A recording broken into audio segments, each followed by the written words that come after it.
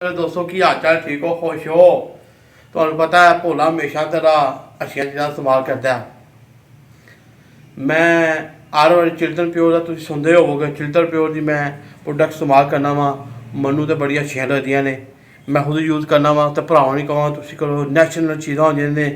इस तरह एक दर्द कश एक आयल है, जिसम के किसी भी हिस्से च दर्द होवे, घुटने दे गोडे से फलानी जगह, जिसम से पट से फलानी जगह नैचुरल आयरन इस्तेमाल करो। मैं आप इस्तेमाल करना। पिछले दिनों मैं डिग्गिया हाँ तो मैं किसी ने कहा चिल्टन प्योर इस्तेमाल करो। रियली मैनू गोडे की बड़ी तकलीफ होती थी, तो मैं चिल्टन प्योर आयल का इस्तेमाल करना वा। दर्द कश आयल कसम डॉक्टर भुल गया वहाँ, मैनू पसंद आया। तो मेरे ये यार दोस्त है ने चिल्टन प्योर, तो पता प्रोडक्ट बहुत अच्छा है। थले बायो च मैं उन्होंने लिंक भी ला देंगा तो फोटो भी पा देंगा।